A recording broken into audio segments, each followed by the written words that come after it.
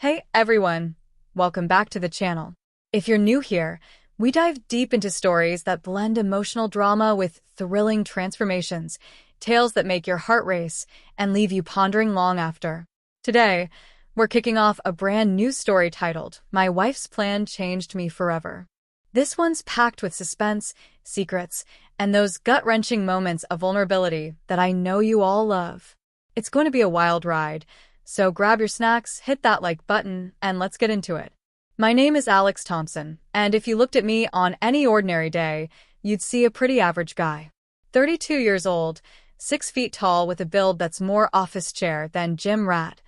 You know, the kind where I've got a bit of a dad bod starting to creep in, even though Isabella and I don't have kids yet. I work as a mid-level accountant at a bustling firm in downtown Seattle, crunching numbers for tech startups that dream big but often crash hard. It's steady work, pays the bills, but it's about as exciting as watching paint dry. Suits, ties, spreadsheets, that's my public face. Professional, reliable, the guy who always shows up on time with a coffee in hand and a polite nod for everyone. But that's not the whole story. Not even close. See, I've got a secret that's been bubbling under the surface since I was a teenager. It started innocently enough, sneaking into my older sister's room when she was out, trying on her dresses just to see what it felt like. The soft fabric against my skin, the way it made me feel different, alive in a way that my everyday life never did. It wasn't about attraction or anything like that. It was self-expression, a way to escape the rigid box society shoved me into as a man. Over the years, it evolved into something deeper, a passion really. I'd cross-dress in private, transforming into this version of myself that felt freer, more confident. I'd call her Alexa in my mind, though I never said it out loud. It was my outlet for the stress of work, the monotony of routine. But it came with a price, shame. What would people think? What if someone found out? It was necessity wrapped in desire. I needed this to feel whole, but I hid it like a criminal hides evidence. Our home is this cozy 2-story craftsman in a quiet suburb just outside the city. Think hardwood floors, big bay windows that let in the misty Pacific Northwest light, and a backyard with a swing set we bought on a whim, dreaming of future kids. It's our sanctuary, Isabella's and mine. We met 5 years ago at a mutual friend's wedding. She was the bridesmaid with the infectious laugh, and I was the awkward groomsman who spilled champagne on his shirt. She saw right through my clumsiness, pulled me onto the dance floor, and that was it. We got married 2 years later in a small ceremony by the lake, vowing to build a life together. Isabella's a graphic designer, freelancing from home most days, with her studio set up in the spare room upstairs. She's vibrant, creative, always sketching ideas or blasting indie music while she works. At 30, she's got this effortless beauty, long wavy brown hair, green eyes that sparkle when she's excited, and a smile that could light up the foggiest Seattle morning. Our relationship? It's solid, or at least it feels that way on the surface. We laugh a lot, binge-watch shows on rainy nights, and plan weekend getaways to the mountains. But there's this undercurrent I can't ignore. Isabella's always been the more adventurous one, pushing me to try new things, rock climbing, spontaneous road trips. Even that time she convinced me to dye my hair blonde for a week. It looked ridiculous, but she loved it. Me? I'm the cautious type, the planner. And that's where the fear creeps in. I've never told her about my cross-dressing. Not once. What if she sees it as a betrayal? What if she thinks I'm not the man she married? Rejection terrifies me more than anything. I've imagined the conversation 1,000 times, her face twisting in confusion, or worse, disgust. So I keep it locked away, indulging only when she's out, turning our home into my private stage for a few stolen hours. Lately, though, things have been shifting. Isabella's been talking more about spicing things up, hinting at surprises and plans she's cooking up. Last week, over dinner, pasta she made from scratch, she leaned across the table, her eyes twinkling mischievously. Alex, honey, what if we did something crazy? Like, really shook up our routine? I laughed it off, but my stomach nodded. What did she mean? Was she sensing my restlessness? Or was it just her usual flair for drama? I changed the subject, but it lingered. Our friends and family add to the mix too. My brother, Mike, lives across town. He's the macho type, always ribbing me about being too soft at family barbecues. He has no idea about my secret, and I intend to keep it that way. Isabella's best friend, Sarah, pops over unannounced sometimes, gossiping about life while they sip wine. She's supportive of everything Isabella does, but how would she react if she knew about me? And my colleagues at work, God, the thought of them finding out makes me sweat. The office is all bro culture, high fives and fantasy football. I'd be a laughingstock. This secret life informs everything. At work, I overcompensate, being extra manly in meetings, cracking jokes about sports I don't even follow. But when I'm alone, it's different. I have a hidden stash in the back of our closet, silky dresses, heels that make my calves ache in the best way, makeup palettes I've practiced with in secret. It's not permanent. I don't want to transition or anything like that. It's just me, a part of my identity I've buried deep. But the fear of losing control, of it spilling into my real life, keeps me up at night. Society's judgments loom large, whispers, stares, the label of freak. And Isabella? She's my everything. Losing her would shatter me. It all came to a head one rainy Tuesday afternoon. I'd taken a half day off work, citing a headache, but really, it was one of those days where the urge was too strong to ignore. Isabella had a client meeting downtown, said she'd be gone until evening. Don't wait up if I'm late, she texted with a kiss emoji. The house was mine. Heart pounding, I headed upstairs, the familiar thrill mixing with that ever-present anxiety. What if she came back early? What if a neighbor stopped by? But I pushed it down. This was my time. I started slow, like always. Showered, shaved my legs carefully, something I'd gotten good at hiding under pants. Then, the transformation began. I pulled out the red dress first, the one with the flowing skirt that swished when I moved. Slipping it on, the cool satin against my skin sent shivers down my spine. It hugged my frame in ways my suits never did, making me feel elegant, powerful. Next, the wig long, auburn waves that cascaded over my shoulders. I adjusted in the mirror, watching my reflection shift from Alex to Alexa. Makeup came after. Foundation to smooth my features, eyeliner that made my blue eyes pop, lipstick in a bold crimson that matched the dress. The brush strokes were meditative, each one peeling away the day's stress. Heels last, black stilettos that clicked satisfyingly on the hardwood. Standing there, I felt vulnerable yet exhilarated, like I was wearing my true self for once. But as I twirled in front of the full-length mirror in our bedroom, admiring the way the light caught the fabric, doubt crept in. Was this worth the risk? The internal struggle raged, excitement warring with shame. I imagined Isabella walking in, her face paling. Alex? What is this?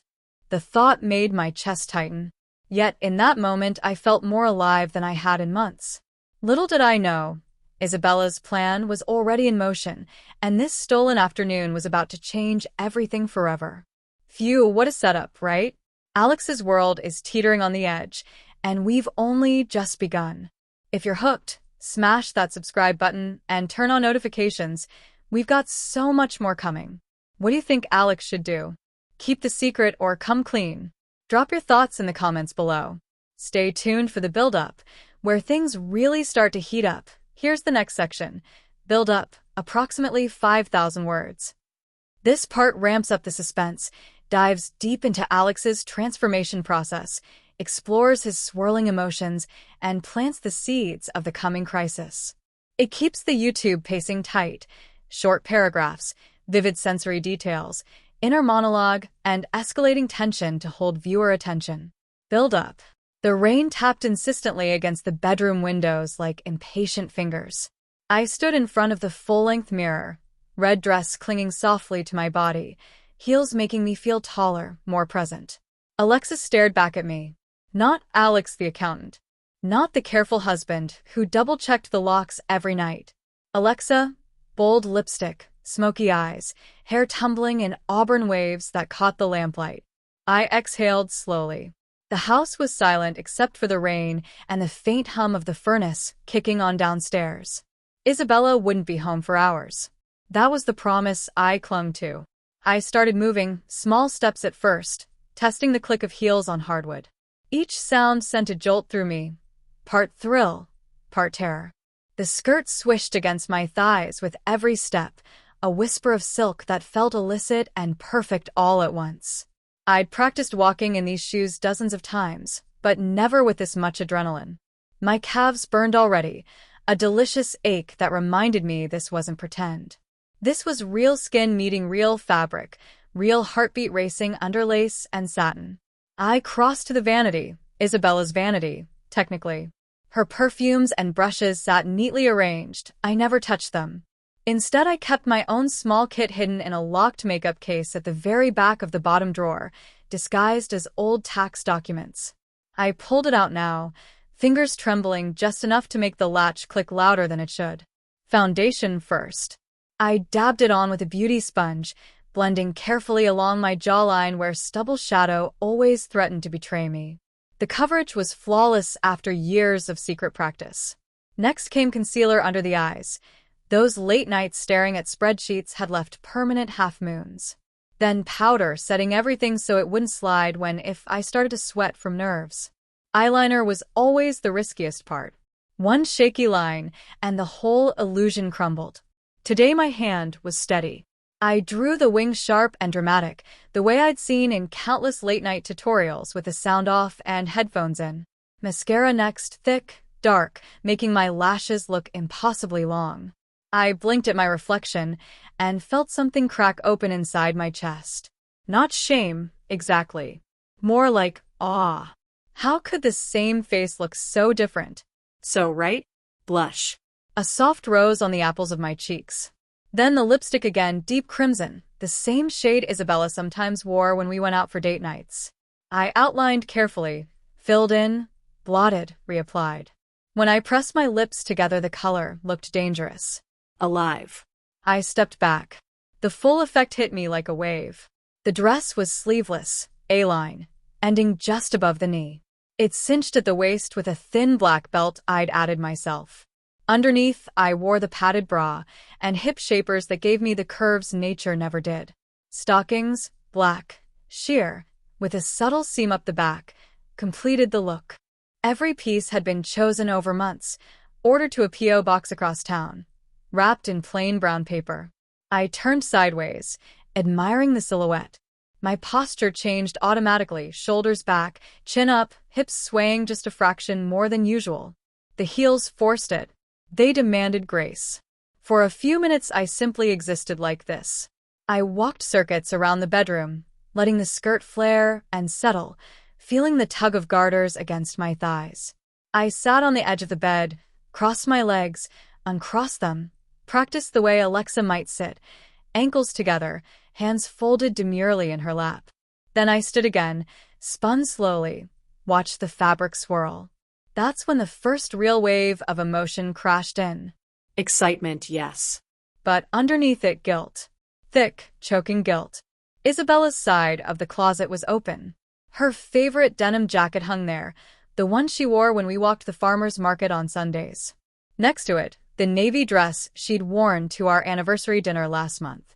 The same dinner where she'd leaned across the table, eyes shining, and said, "I want us to keep surprising each other, Alex. Always." I'd smiled and kissed her hand. Inside I'd been thinking, if you only knew how much I'm already hiding. I sank onto the vanity stool, suddenly heavy. The heels made my arches ache. I welcomed the discomfort. It grounded me. Why did I do this? It wasn't about being a woman full-time. I didn't hate being Alex. I liked my job mostly, loved my wife, enjoyed beer with Mike on game days even if I didn't care about the score. But there was this other part of me that had nowhere else to go. Alexa wasn't a costume. She was the version of me that didn't have to apologize for taking up space, for wanting softness, for craving beauty instead of just utility. Every time I transformed, I felt the tension uncoil. The constant performance of masculinity, the firm handshake, the clipped sentences, the swallowed emotions, melted away. Here, alone, I could be gentle with myself. Vulnerable. Expressive. And yet, every click of the heels echoed the same question. What happens when she finds out? Because she would. Secrets like this don't stay buried forever. They leak. They rot. They explode. I stood up again, restless. Paced to the window. The street outside was empty, rain blurring the headlights of passing cars. No sign of Isabella's silver SUV. Still safe. I decided to push it further. I'd never done full voice practice in the house before. Too risky, even with the windows closed. But today the urge was overwhelming. I cleared my throat, softened my register, lifted the pitch just enough. Hello, I said to the mirror. Too low. I tried again. Hi, I'm Alexa. Better. Not perfect, but believable. The sound sent goosebumps racing down my arms. I laughed, soft, melodic, nothing like Alex's usual chuckle. The sound startled me. It felt honest. Emboldened, I moved downstairs. Big mistake. Huge. The staircase creaked under my weight. Each step sounded impossibly loud. I froze halfway down, heart slamming against my ribs. Listened. Nothing. Just rain. Furnace. My own breathing. I continued, slower now, gripping the banister like it was a lifeline. When I reached the living room, I flicked on only the small lamp by the couch, enough light to see, not enough to silhouette me through the curtains. I stood in the center of the room and let myself move. A slow sway. Arms floating up like I was dancing to music only I could hear. The dress flowed around me. I spun, careful not to catch a heel on the rug, and laughed again, quieter this time. For maybe 10 beautiful minutes, I forgot to be afraid. Then my phone buzzed on the kitchen counter. The sound sliced through the fantasy like a knife. I froze mid-step. It buzzed again. Twice. 3 times. Rapid fire. Panic bloomed cold in my stomach. I hurried over, heels clacking frantically now, grabbed the phone. Isabella. Text chain. Hey babe, meeting wrapped early, smiling face with smiling eyes. Traffic is surprisingly light. Should be home in 15 to 20. Want me to pick up Ty on the way? Pad CEW for you? Red heart. The timestamp. 7 minutes ago. My vision tunneled. 15 minutes. Maybe less. I looked down at myself, red dress, stockings, full makeup, wig perfectly placed. Heels I'd need at least 2 minutes to unbuckle. No time. No time. I spun toward the stairs, heart in my throat. Tripped on the first step, heel catching the edge of the runner, and barely caught myself on the railing.